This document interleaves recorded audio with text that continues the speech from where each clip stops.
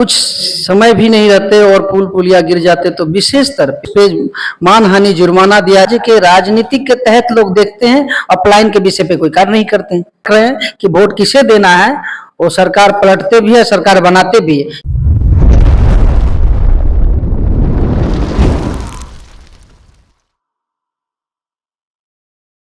हमारे राज्य के मुखिया का कार्य है और हमारे राज्य के मंत्रियों का काम है कि जो कुछ समय भी नहीं रहते और पुल पुलिया गिर जाते तो विशेष स्तर पे इसका गठित करके पूरे राज्य सरकार को चिन्हित करके कि जिसके दरमियान बनाया गया पुल पुलिया उसको चिन्हित करके देखा जाए, उस पदाधिकारी प्लस उस ठेकेदार को प्रति चिन्हित करके उस पे मानहानि जुर्माना दिया जाए और सरकार सख्त से सख्त कार्रवाई करे।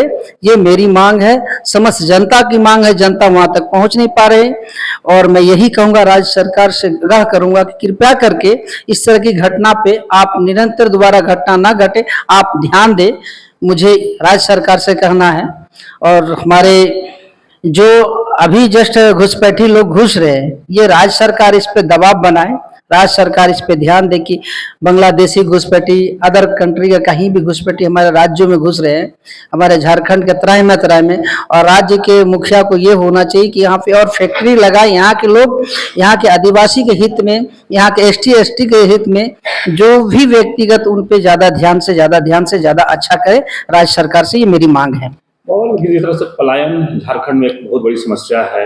अभी जिस तरह से लोग 20 आदिवासी दिवस मनाए 9 अगस्त को कल, लेकिन पलायन पर कोई बात नहीं कर, पलायन पर क्या कहेंगे? देखिए, माननीय मुख्यमंत्री जी को ध्यान देना चाहिए पलायन पे, क्योंकि हमारे आदिवासी झारखंड के रहने वाले को सबसे बड़ी बात है कि उन पर ध्यान देनी चाहिए, लेकिन राज्य के राजनीतिक के तहत लोग देखते हैं और पलायन के विषय पे कोई कार्य नहीं करते हैं। इसलिए मुखिया का बहुत बड़ा रोल है इसमें। पलायन रुकेगा कैसे? जब तक राज्य के मुखिया नहीं चाहेंगे तब तक रुकेगा कैसे?